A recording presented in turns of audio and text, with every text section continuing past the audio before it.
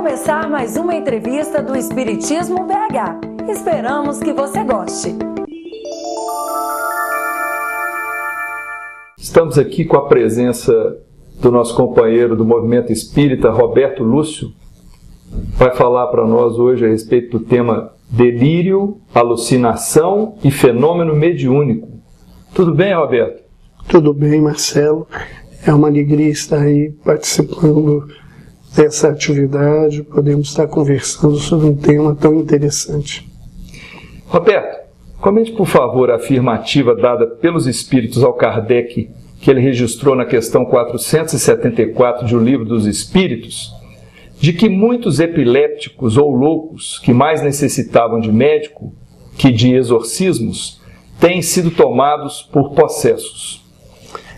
É muito importante a gente perceber a postura de Kardec.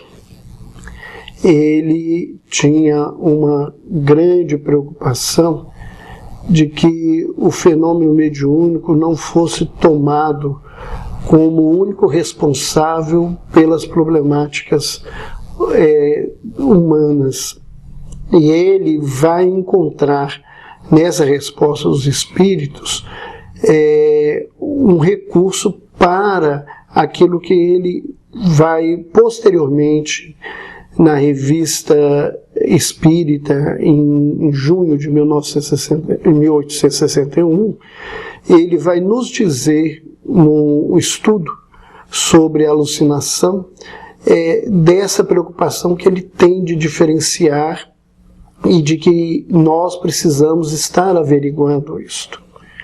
O que a gente vê na prática, Marcelo, é que as pessoas dentro do movimento espírita muitas vezes não dão uma atenção a essa afirmativa dos espíritos e coloca que toda a patologia no campo da saúde mental é fruto da ação dos espíritos através do fenômeno da obsessão.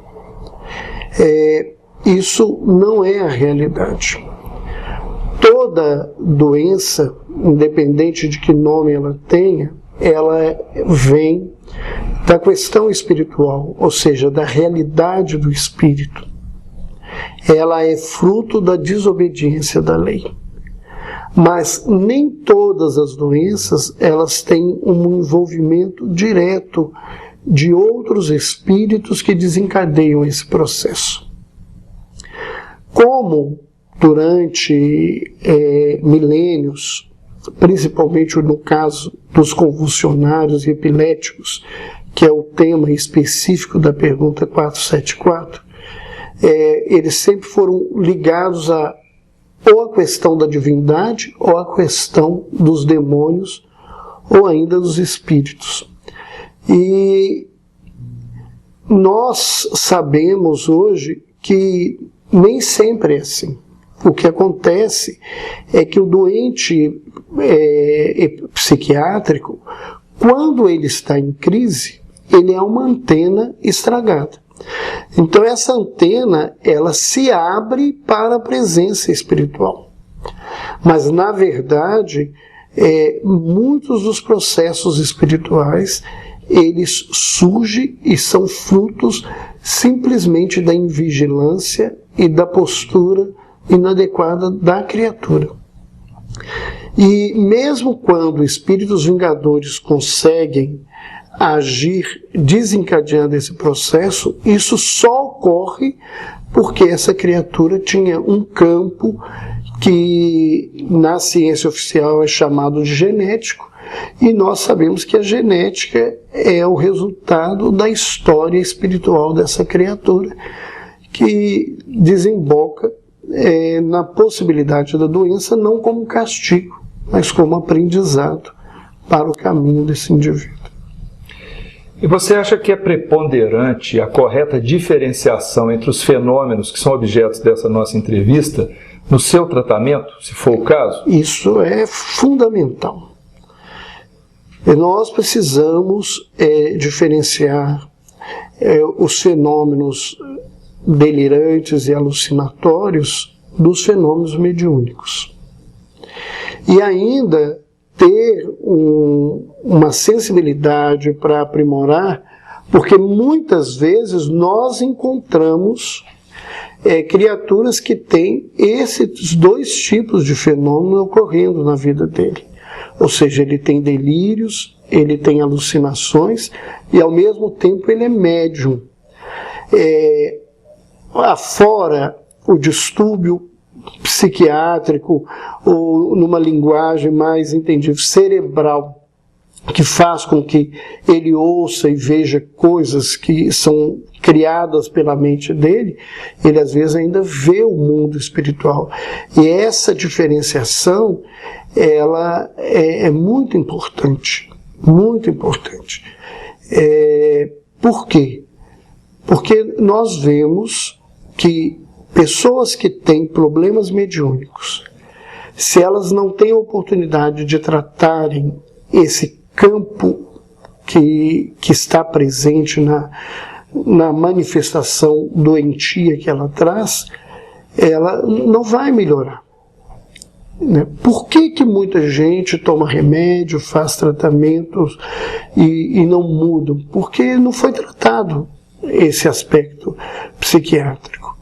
E, de outro lado, nós vemos nas casas espíritas muitas pessoas que são tidas como médiuns e que são, muitas vezes, que apresentam cada vez mais desequilíbrios, e às vezes são até causadores de perturbações dentro de uma reunião, porque, na verdade, ou elas não são médiuns, elas são portadoras de uma doença, ou elas têm esses dois lados, e como não é tratado o lado patológico, isso vai causar sérios entraves no desenvolvimento da mediunidade. De outra forma ainda, é importante refletir que, dentro da nossa experiência, pessoas que mesmo sejam médiuns, que elas têm alguns distúrbios psiquiátricos graves, elas não deveriam desenvolver a mediunidade.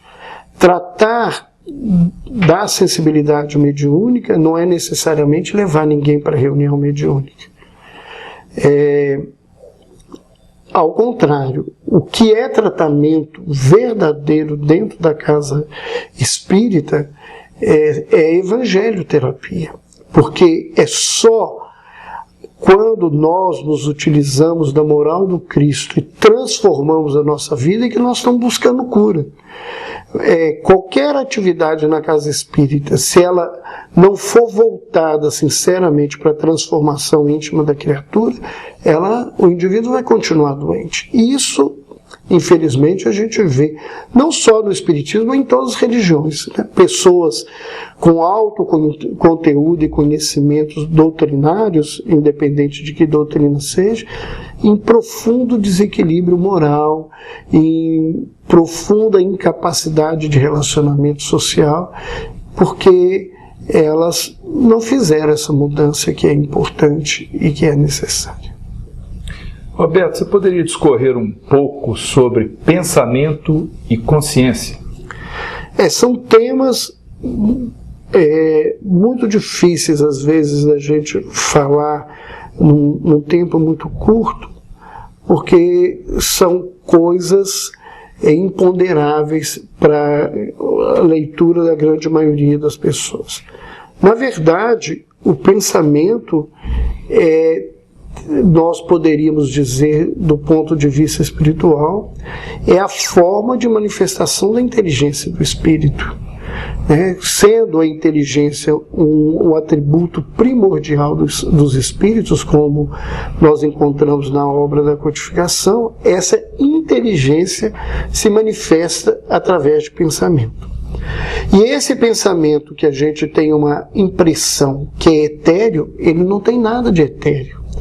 Ele é feito de uma matéria quintessenciada, que é a matéria mental. Então, por que muitas vezes as pessoas falam assim, os espíritos adivinham as coisas ao redor da gente. Não, eles conseguem ver mesmo com o olhar que eles têm o que nós estamos pensando, o que está na nossa mente, e eles se utilizam disso porque nós não vemos os nossos pensamentos comumente. Mas aqueles que estão numa outra posição, num outro patamar evolutivo, podem fazer isso. Os nossos pensamentos, eles... Só para deixar claro, desculpa, mas também não é qualquer espírito que lê os nossos pensamentos, não, né? Isso exige duas coisas, ou uma evolução moral, ou uma capacidade intelectual acima do comum daqueles espíritos que estão ainda ligados à crosta. Mas nós temos que, no processo de crescimento, de evolução, né, nós começamos pelos pensamentos concretos, que são mais materiais, que estão mais vinculados à nossa vida física, e à medida em que nós vamos evoluindo, essa matéria mental ela vai se aprimorando, você vai tendo uma capacidade de atuar e buscar uma matéria de uma frequência mais alta, de uma possibilidade de uma produção maior, e nesse nível o espírito vai conseguindo exprimir coisas e entender coisas que até então ele não conseguia entender. Quando, por exemplo, Jesus fala que a gente não deve dar pérolas aos porcos, e que muita gente interpreta aí como se estivesse fazendo alguma coisa desrespeitando determinados espíritos, não é não. É que determinados pensamentos, determinadas formações de ideias, elas não são perceptíveis, elas não são assimiláveis por determinadas categorias de espíritos. Nós, na nossa vibração, nesse lugar que nós estamos hoje, nós não conseguimos entender muitas coisas que às vezes os espíritos superiores nos trazem. Aquilo é como se eles estivessem lançando alguma semente no terreno. E nós só vamos assimilar isso posteriormente. Esses pensamentos, da mesma forma que eles podem ser evoluídos, né, nós temos também pensamentos que estão doentes e pensamentos que estão sãos. Dentro da doença, do campo da saúde, dos transtornos mentais, os pensamentos em crise são adoecidos, sejam eles deprimidos, de menos-valias, pensamentos de ruínas, mesmo pensamentos de grandeza, de mania, né? O indivíduo acha que é Deus, que é Jesus, que é a Virgem Maria, ou que é o demônio, e coisas assim. Esses são pensamentos adoecidos, ou seja, você pegou a matéria e ela foi estragada, ela foi contaminada pela forma como o espírito consegue caminhar no seu processo de crescimento. A outra questão, que é a consciência, né, nós hoje temos uma abordagem que a consciência é a capacidade de apreensão e de manifestação do espírito dentro de patamares diversos, porque antigamente você falava que o inconsciente era o contrário do consciente. Hoje o que nós temos é que o inconsciente e o consciente são planos de manifestação dessa consciência. Alguns dias atrás eu li um texto de Einstein, que eu não tenho decorado à mente, que ele diz que nós, os homens,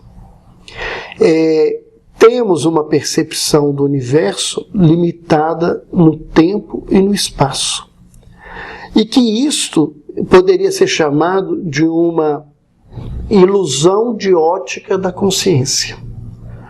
Porque a consciência nossa é muito mais do que essa consciência que nós conseguimos ter no espaço e no tempo.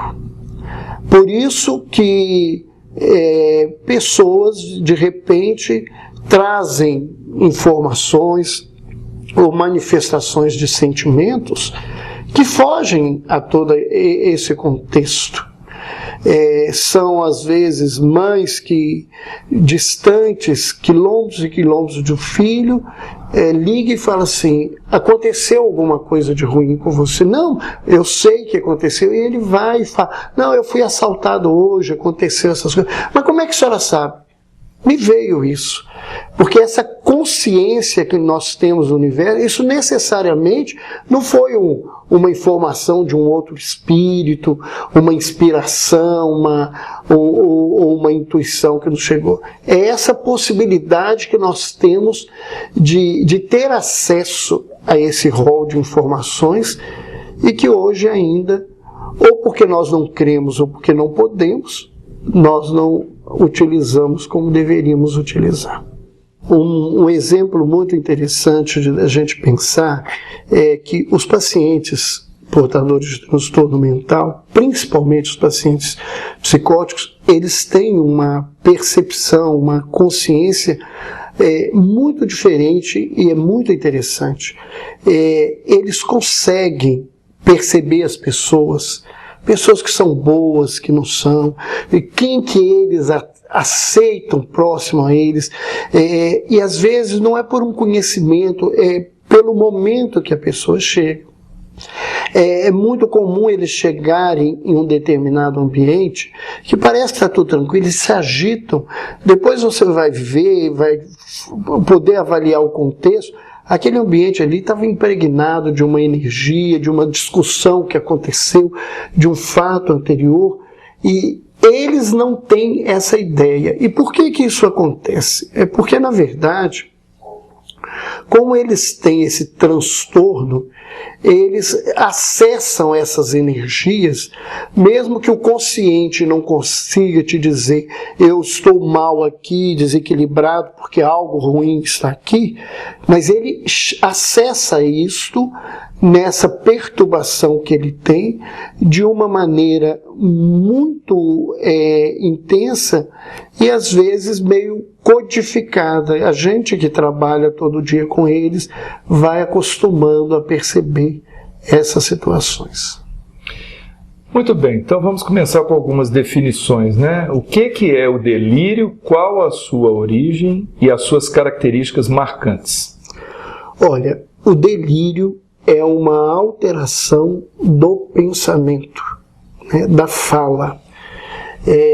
O delírio são afirmações que o indivíduo apresenta, cuja alteração básica é uma alteração do juízo de crítica da realidade. Ele fala coisas que estão fora da realidade, né? Um delírio muito comum é dizer, por exemplo, que o indivíduo ele é Jesus, ele te diz que ele é Jesus, que ele veio salvar o mundo, que ele está nessa condição, nessa situação. Outro delírio muito comum é o delírio de perseguição, que ele diz que os pais estão querendo matá-lo, que todo mundo está pondo veneno na comida. Isso é um delírio. Quando você vai ver a realidade, você consegue perceber que aquelas coisas não fazem parte do real do indivíduo. Da origem, de onde os delírios, você tem vários elementos que podem levar um indivíduo a ter um delírio. Você tem um delírio primário, que é o delírio das doenças psiquiátricas, o delírio que está na esquizofrenia, o delírio que está nos quadros psicóticos, ou seja, aparentemente não há outro fator que leve o indivíduo a delirar.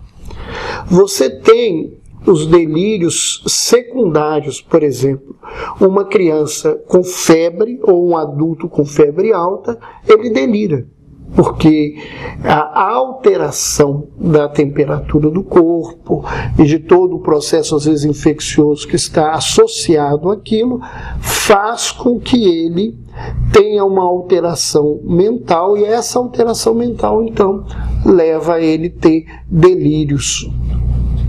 Você tem delírios por alterações hormonais. Determinadas doenças endócrinas podem levar o indivíduo a uma alteração de delírio. Você tem delírios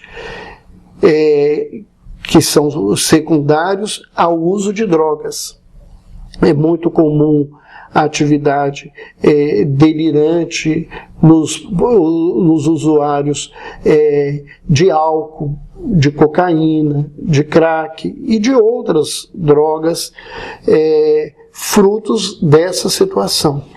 O delírio, né, ele pode ser por um trauma, né, alguém que caiu, machucou a cabeça, teve uma lesão cerebral. Hoje a gente sabe que há áreas específicas no cérebro, se você estimular aquelas áreas, você vai provocar alterações delirantes, né? O indivíduo vai falar coisas sem sentido. Bem, Roberto, e quanto à alucinação? As alucinações são alterações da senso-percepção, né? São as alterações da visão, as alterações da audição. Você tem alucinações sensórias táteis, né? Tem pessoas que têm a nítida impressão que tem animais passando sobre a sua pele, ou então que ele está com um gato dentro do estômago, que o gato está unhando o estômago dele. Você tem alucinações olfatórias, o indivíduo está num lugar e acha que está tudo fedendo fezes, ou que tem perfumes num lugar que ninguém está sentindo nada disso, e que aquilo... por que é uma alteração? Porque aquilo incomoda, ele não tem essa percepção de um perfume, não, isso é um perfume que uma mulher que eu sei que quis me matar, é o perfume que ela está avisando que vai me matar. Então são essas alucinações. E as alucinações mais comuns são as alucinações visuais e as alucinações auditivas, né? Em que o indivíduo ouve vozes, ouve barulhos, ou que ele tem visões. E essas alucinações, elas são muito confundidas com mediunidade. Mas, na verdade, elas são frutos de comprometimento cerebral. Tanto que você pode estimular áreas do cérebro e levar o indivíduo a ter alucinações, a perceber coisas que não estão dentro da realidade. E, geralmente, os doentes mais graves, eles têm essas alucinações e que causam imenso tormento. As origens dos estados alucinatórios não são muito diferentes das origens dos quadros delirantes. Eles podem ser frutos de uma doença psiquiátrica, como podem ser frutos de doenças outras orgânicas, de lesões no cérebro, ou exógena por plantas, né? A maconha, por exemplo, ela provoca alucinações. É muito interessante falar sobre isso, porque o pessoal que usa maconha no Brasil fala muito assim, mas eu não tenho isso, ela só me dá uma tranquilidade. Eu costumo brincar que no Brasil eles conseguem estragar tantas coisas, que até as drogas do Brasil conseguem estragar, né? Primeiro que a maconha brasileira é muito ruim, graças a Deus, eu acho que isso o nosso terreno é muito ruim para plantar. Ruim positivo para nós, né? O nosso terreno é ruim para plantar maconha, então a nossa maconha é de má qualidade. Infelizmente agora eles estão fazendo plantações hidropônicas, e que é uma complicação. E depois, porque maconha no Brasil é misturada com esterco de vaca, é misturado com chuchu, com folha de uva, com um monte de porcaria. Então o que o pessoal fuma não é a maconha mesmo, mas ela às vezes leva a esse processo de alucinação, e muito mais grave que isso. A gente tem no trabalho da gente, na experiência clínica, pessoas que usaram essas drogas, entraram no processo alucinatório, entraram no quadro psicótico e que nunca mais se curaram. Sem retorno. Nunca mais se curaram. Mas são esses quadros. E na verdade, as alucinações é que são muito confundidas, né? Que o pessoal acha que na verdade você está vendo espíritos, algo espiritual. Pode sim que espíritos até induzam esses processos alucinatórios. Esses espíritos com alto grau de informação e que dirigem essas legiões de espíritos que estão complicando muitas vezes a Terra, eles sabem fazer isso. Eles sabem, da mesma forma que hoje a gente usa um eletrodo para estimular, eles sabem como fazer isso num plano diferente e fazer um processo conseguir um efeito semelhante.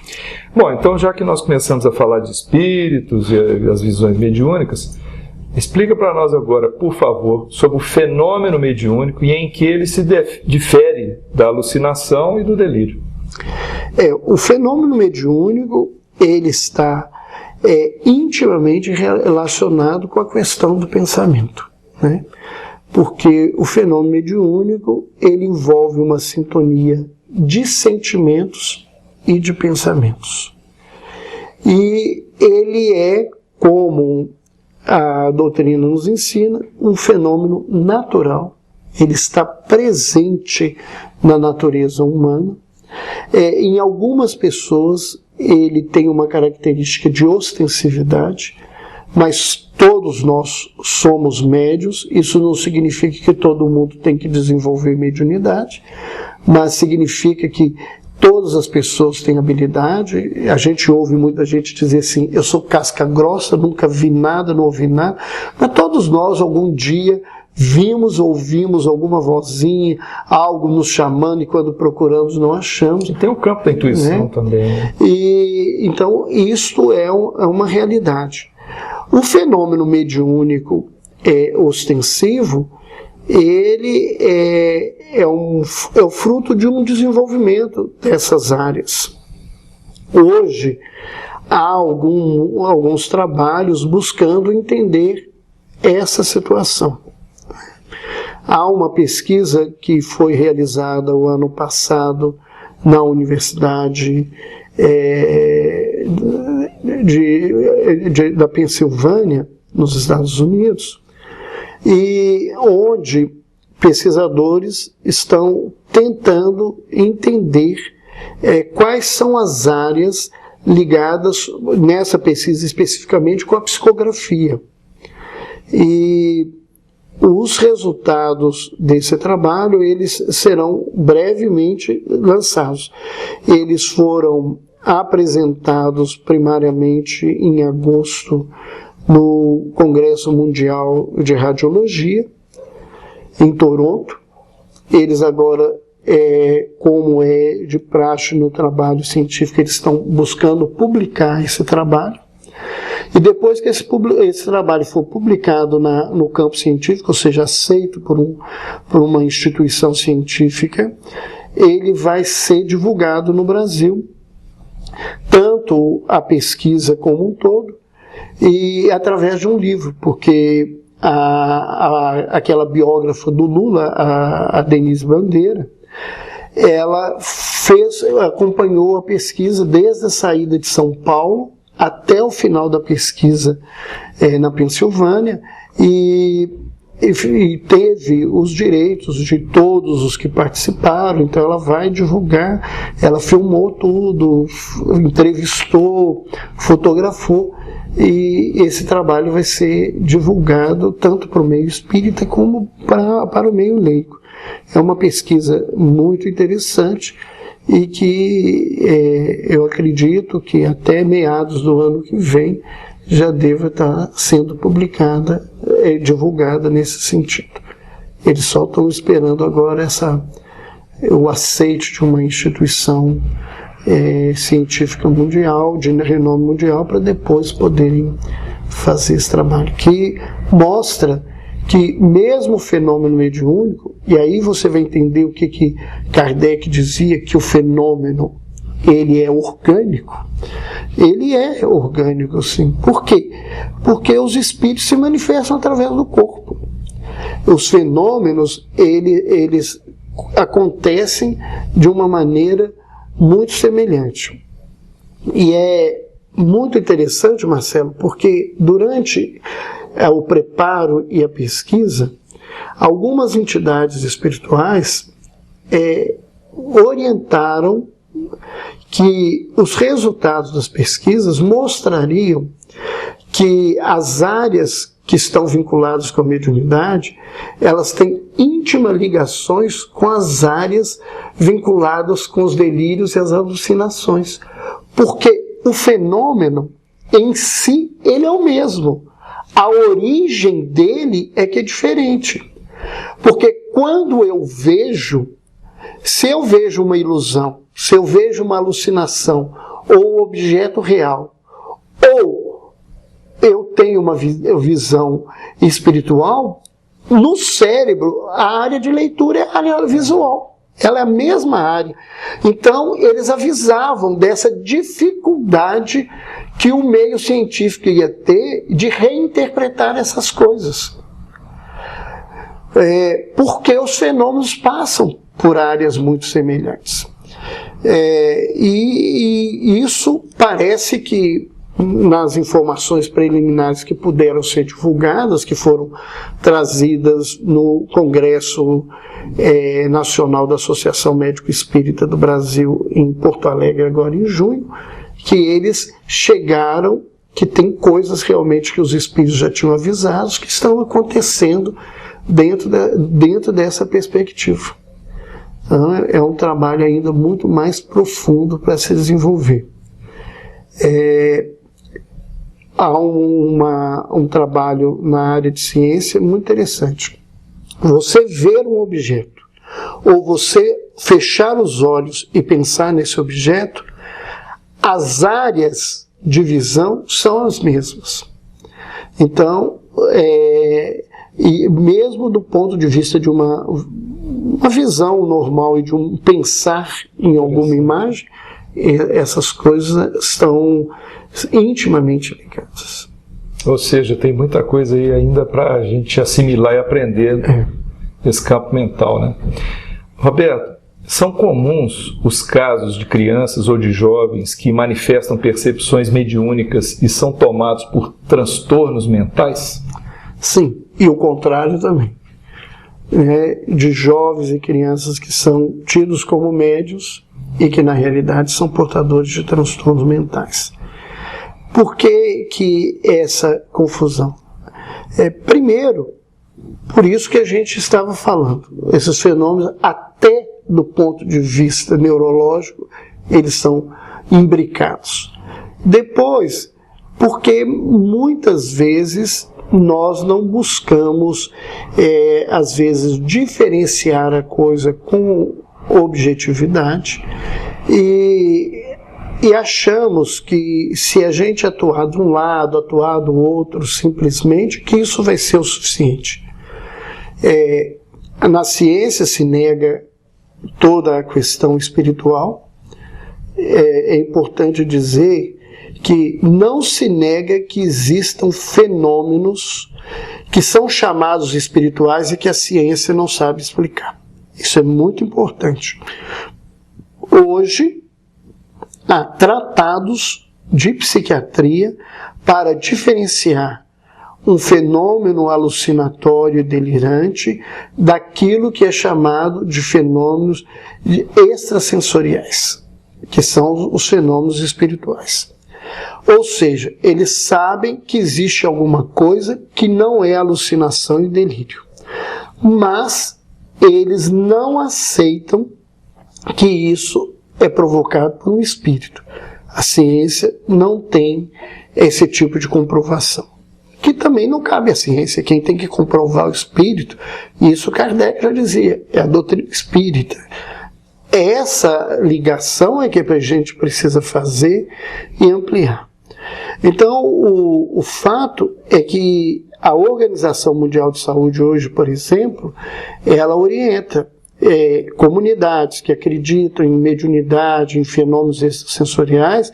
Para você dizer que alguém ali é louco, você tem que antes ponderar se aquilo não é condizente com a cultura, com a vivência que é a experiência. Como é que você vai dizer que um indivíduo que é espírita, que acredita em espíritos, quando ele fala de espíritos, que isso é delírio e alucinação? Há, inclusive, um trabalho que foi tese de doutorado do Dr. Alexander Moreira, que é um psiquiatra. Hoje ele é professor da Universidade Federal de Juiz de Fora, mas ele fez essa tese de doutorado dele na USP, onde ele estudou 115 médiuns espíritas na cidade de São Paulo, em todos os níveis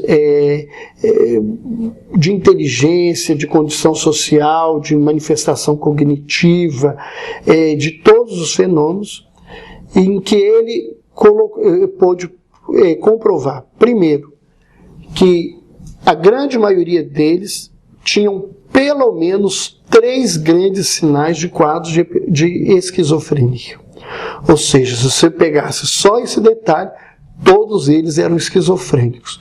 Mas, quando você pega a atividade deles, o rendimento social, a capacidade de produção, tudo aquilo que o esquizofrênico não dá conta de fazer, a grande maioria deles tinham uma produção intelectiva e social maior do que a média da população chamada normal dentro do Brasil.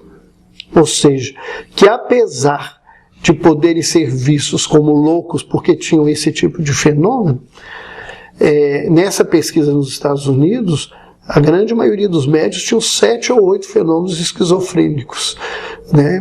E tiveram que ser avaliados em outros sentidos. Mas eles tinham uma vida muito mais normal do que a grande maioria das pessoas. Então, isso a gente precisa separar. Porque a gente vê muita gente na casa espírita sendo tratado como médium e desequilibrado. E muita gente tomando remédio, tratado anos a fio, infelizmente às vezes até se deteriorando porque não foram cuidados a tempo, em que a mediunidade ficou rechaçada, e isto levou o indivíduo a uma perda da capacidade, às vezes até um estado real de loucura. Ou seja, ele estava sendo tratado com remédio quando deveria estar sendo tratado na educação mediúnica, por exemplo. É isso. E o contrário. O contrário, como você então disse. Essa situação é muito complicadora. Por que às vezes a gente reforça muito essa preocupação da forma como a casa espírita faz? Não é porque a gente quer criticar, é porque isso às vezes se transforma num desserviço à doutrina espírita. Eu vivi uma experiência que eu gostaria de dividir com vocês. Durante a minha residência, eu fiz residência na FEMIG, no Instituto Raul Soares, e haviam vários grupos espíritas que visitavam o Instituto Raul Soares. E tinha um grupo específico, coordenado por um companheiro, que hoje está desencarnado, que esse grupo pegava todo mundo doente no hospital psiquiátrico, falava que eles todos eram médiuns, tiravam eles quando eles recebiam alta, levavam eles para um determinado centro espírita, e o indivíduo era levado direto para uma reunião mediúnica. Ele não passava por nenhum outro crivo. E eles voltavam muito desequilibrados e ainda com essa ideia mística. E os meus colegas, sabendo que eu era espírita, pegavam assim, o centro tal, que não interessa, é o depósito dos doidinhos do Raul Soares. Isso é um desserviço à doutrina, porque a forma como eles faziam não tinha nenhum cuidado com aquilo que Kardec nos ensinou, que os espíritos colocam, e eu tinha que só me calar, porque a crítica, embora era desrespeitosa, ela não era irreal, não fugia da verdade naquela situação. Então nós temos que ter muito cuidado com o diagnóstico que fazemos dentro da casa espírita. Porque se a gente fala de algo que não é verdade, que pode ser comprovado posteriormente, não vão falar que fui eu ou foi o Marcelo que fizemos uma fala errada. Nós sabemos que os espíritas, o espiritismo fez isso. E é muito perigoso essa situação. E é comum, né, esse tipo de reação, principalmente quando o pensamento é combativo, é para denegrir, para deteriorar. As pessoas generalizam, né, e acabam acusando a doutrina de uma coisa que a doutrina não tem. Não é um fato. E é muito perigoso, eu falo disso e sempre trago um exemplo que nem é dentro da doutrina, mas é um exemplo que eu vivi. Um psicólogo, um estudante de psicologia, a avó dele começou a ter dores de cabeça intensa. Quando você está estudando psicologia, tudo é psicologismo. Frieira, dor de dente, corte, tudo eles interpretam do emocional. E ele resolveu achar que aquilo era emocional, que a avó estava com estresse, e levou para um psicólogo que embarcou nessa situação e começou a tentar fazer trabalhos psicológicos, e essa mulher não melhorava. E um dia, no ambulatório do Hospital Espírita André Luiz, ela chega aos berros e eu tive que atendê-la na emergência. Ela gritando e dizendo que estava com muita dor, e a família e o neto ali dizendo que aquilo era emocional, que eu desse um remédio. Eu falei, a primeira coisa que nós precisamos fazer é uma tomografia. E quando veio o resultado da tomografia, o problema emocional tinha o tamanho de um limão. Ela estava com um tumor cerebral. Você pensa, uma pessoa dessa chegando na casa espírita com essa dor, e você falar assim, que isso é um espírito, que isso é causado por um espírito, depois um neurologista, um médico qualquer faz um exame desse e comprova, ele vai ridicularizar a doutrina num lugar que a doutrina não nos ensina isso, é a postura muitas vezes fanatizada das pessoas que fazem com que a situação caminhe para esse nível. Não foi à toa que o Kardec pediu a união da ciência com a religião, né? Logo no início do Evangelho segundo o Espiritismo. Roberto, talvez a gente já tenha até, de certa forma, entrado nesse assunto, mas são maiores as dificuldades de tratamento quando o portador de um transtorno mental também é médium, vamos dizer assim, um médium ostensivo de alguma maneira? Olha, isso é muito complicado, muito difícil. Primeiro, porque até você separar o joio do trigo é muito complicado, né? Porque uma das grandes características das alucinações e dos delírios são os conteúdos inadequados. Você não vai ver um delírio fazendo uma prece como a gente vê às vezes nos textos espíritas, os espíritos nos trazendo maravilhosas preces, né? Mas, então, o conteúdo é muito conturbado de um lado ou do outro. Então, você poder separar uma coisa da outra é muito difícil. Depois, de como tratar. Porque há uma leitura, para mim particularmente, muito errada, de achar que quem é médium, o único tratamento que ele tem é desenvolver mediunidade.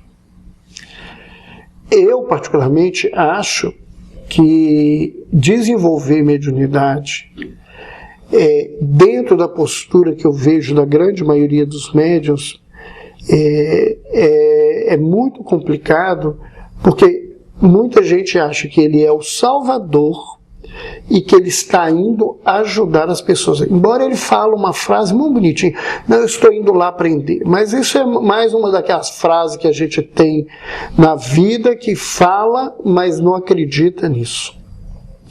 Então, se eu não tenho a real noção de que a mediunidade está na minha vida, é para a minha transformação pessoal, e não para tratar dos outros, que o tratar do outro é o mecanismo que a misericórdia divina colocou para que eu melhore, mediunidade não vai mudar ninguém. Eu falo que se mediunidade, por desenvolvimento e trabalhar, melhorasse alguém, eu devia ter melhorado um pouquinho, né? Eu tenho 36 anos de trabalho mediúnico. Então, eu sou um bom exemplo que mediunidade sozinha não resolve essa situação. O fato é que o indivíduo que tem uma mediunidade, a primeira coisa que ele precisa fazer é se evangelizar. A mediunidade é uma bênção quando ela está envolvida por esse sentimento de amor que a gente precisa na Terra. E alguém precisa ir para uma reunião mediúnica para aprender a amar? Não. Então, o indivíduo que está perturbado, que ele tem uma doença psiquiátrica e é médium, tanto um ou outro podem provocar alterações. Ou seja, se eu desenvolvo essa mediunidade e eu não tenho essa propriedade moral e intelectual dentro de mim, eu posso desencadear uma crise, um surto psicótico. E se eu estou desequilibrado, o que eu vou levar para a reunião mediúnica é uma manifestação mediúnica desequilibrada. Reunião mediúnica é para mim como uma sala de cirurgia. Quem tem que entrar naquela sala de cirurgia é quem está preparado para aquilo. A gente vê, né, eu não sou ginecologista, mas os obstetras passam muito aperto com os pais que entram para filmar parto, né? Porque de repente o médico, sem querer, porque ele já está acostumado e sabe que alguém vai arrumar, aquela luz ali está ruim. O pai bondosamente pega no que não deve e põe a luz aonde quer. Ele contaminou o campo. Né? Caiu uma gase, ele vai lá e pega e devolve para o lugar. Por que a gente faz isso? E ali acabou tudo que podia fazer dentro de casa. Dentro de casa, ele tem que começar tudo de novo. Então, uma sala de reunião mediúnica não é lugar de santos, porque alguém um dia já me fez uma crítica dessa. Então, só acha que só santo que vai para a reunião mediúnica? Não, se fosse, não tinha reunião mediúnica. Não é isso. Ela tem que ser para pessoas que sabem que estão indo para ali para ajudar pessoas desencarnados, mas que para isso é fundamental o seu equilíbrio emocional e a busca da sua transformação moral. Querer isso de um doente desequilibrado é cobrar de uma criança que ela entenda uma aula de física quântica. Ele não tem condições, ele está doente por causa disso.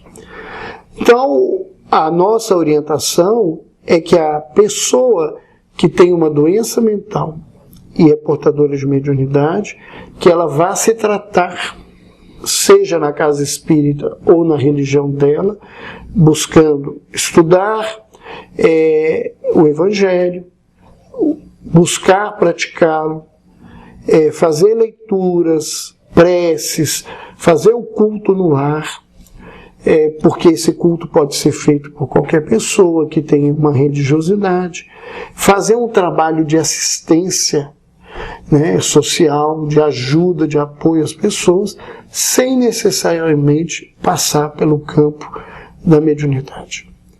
A experiência mostra que isso geralmente não é um bom caminho para se trabalhar. Roberto, e mediante quadros aparentemente patológicos, as posições extremadas do ponto de vista médico ou do ponto de vista espiritual são prejudiciais? Profundamente. O que fazer, então? O grande problema é o seguinte, há hoje uma escola dentro da medicina que é a escola biológica.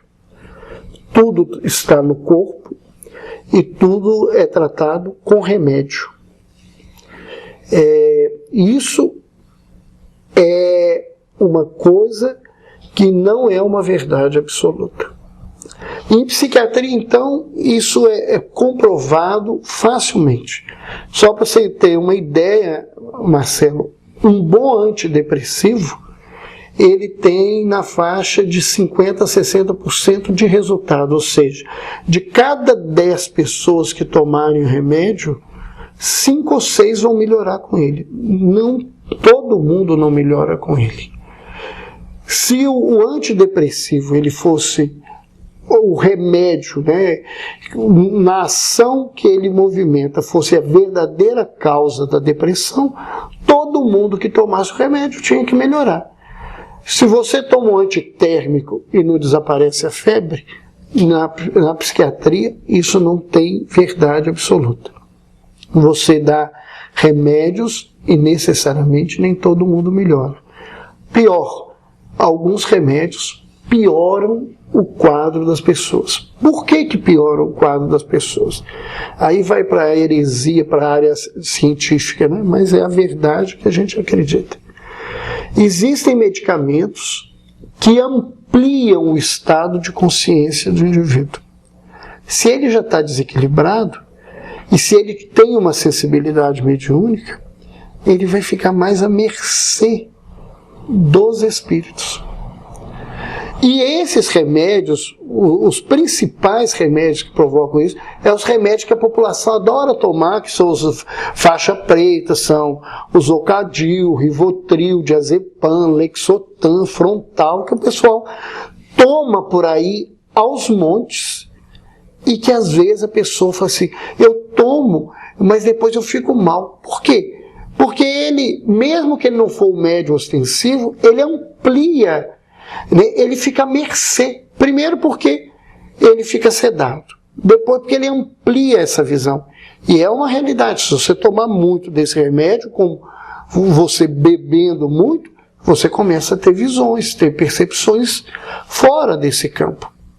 Então, isso é muito perigoso. Porque os médicos não sabem, vão enchendo o indivíduo às vezes de remédio, e às vezes, se ele estivesse sendo tratado do ponto de vista espiritual, outra medicação ou pouca medicação teria resolvido, porque o outro campo teria sido tratado. Então, esse é um ângulo complicado. O que é um outro complicador que os espíritos têm nos ensinado na associação? É que os medicamentos antipsicóticos que cortam a alucinação e que cortam o delírio, eles bloqueiam o canal mediúnico. Então, muitas vezes o indivíduo toma remédio, parece que ele melhorou, porque bloqueou essa mediunidade que devia ser tratada, e isso mais à frente vai ter uma repercussão na vida dele. Então, como isso não é abordado no campo da ciência, ou às vezes as pessoas não têm consciência disso e vai fazendo isso, nós temos muitos problemas porque as pessoas não tendo essa visão acabam se medicando e abortando ou escondendo coisas que precisariam ser tratadas com clareza, com cuidado. E é por isso que a gente sempre fala que é preciso buscar alguém que tenha um conhecimento desse para fazer um trabalho com uma resposta mais adequada. Infelizmente, médicos com essa visão, com essa abordagem, ainda são muito poucos. Isso está crescendo no mundo. Nós estamos encontrando cada vez mais profissionais que não têm nada a ver com o espiritismo, mas que têm essa visão espiritual, se abrindo para essa situação. A Associação Médico Espírita do Brasil e a Associação Médico Espírita Internacional têm feito parcerias com instituições científicas em diversos países, fazendo seminários ou congressos sobre saúde e espiritualidade, onde profissionais médicos espíritas dialogam com profissionais médicos que não são espíritas, mas que têm, de alguma forma, uma abordagem dessa, e nós estamos crescendo esse trabalho. Agora já começou, mas até o final de novembro vão estar ocorrendo na Europa 6 eventos desses, na França, Portugal, na Suíça, na Bélgica, na Alemanha, na Inglaterra e na Holanda. Então, são encontros, não são encontros para espíritas, embora os espíritas participem. É um encontro para uma comunidade local com participação de pessoas que não são espíritas, que têm um ideal semelhante e que nós estamos buscando fazer essa ligação para abrir espaço para que o paradigma do espírito chegue nas universidades cada vez mais. E essa verdade que nós acreditamos, ela possa tomar o lugar que ela já devia ter tomado há mais tempo. Bom, nós estamos encerrando a entrevista com o Roberto, mas gostaríamos ainda de pedir para ele fazer uma pequena conclusão. E também, Roberto, não é para você se destacar, mas é importante os internautas conhecerem o seu papel nessas associações. Então, gostaríamos também que você se situasse, né, nesse ambiente aí, médico espírita. Então, fica à vontade. Atualmente eu sou vice-presidente da Associação Médico Espírita do Brasil. Sou um dos fundadores da Associação Médico Espírita de Minas Gerais. Estamos aí nesse trabalho. A Associação Médico Espírita de Minas Gerais fez esse ano 23 anos de atividade. E a Associação Médico Espírita do Brasil foi fundada em 95. Tá? Ela tem 14 anos de atividades. Quanto às minhas conclusões sobre o tema, eu gostaria de lembrar o seguinte. Primeiro, convidar o internauta que tenha a disponibilidade de abrir a Revista Espírita de 1861 e ler esse ensaio sobre a alucinação, que é belíssimo. Eu não o conhecia, fui conhecê-lo depois que eu tinha escrito esse artigo e feito essa apresentação, depois de ter lido o livro do Dr. Paulo Dalgala Ronda, posterior ao nosso trabalho, e descobri que nós dois eram dois bobos que estavam escrevendo uma coisa que estava já escrita há quase 150 anos. A grandeza do pensamento de Kardec, muito mais, porque quando você vê ele diferenciar essas coisas, uma pessoa naquele momento, sem muitos dos recursos que hoje nós temos, inclusive das informações dele, para utilizarmos, é um fenômeno, é uma coisa muito importante. Me encanta cada vez mais ver o pensamento do codificador. Depois, se a gente está diante de um fenômeno desse, é importante que a gente busque um profissional que tenha uma visão espiritualista para nos ajudar, enquanto leigos, a diferenciar essas coisas. Para a gente não tomar um por outro e cuidar das coisas de forma inadequada. E se nós somos profissionais, se algum internauta não tem essa vinculação, que ele possa, diante dessa situação que ocorre muitas vezes de estar tratando alguém e não ver resultados, não ver melhora, ter a humildade de dizer a essa pessoa que ela possa buscar um outro tipo de ajuda, porque isso é possível, isso é real.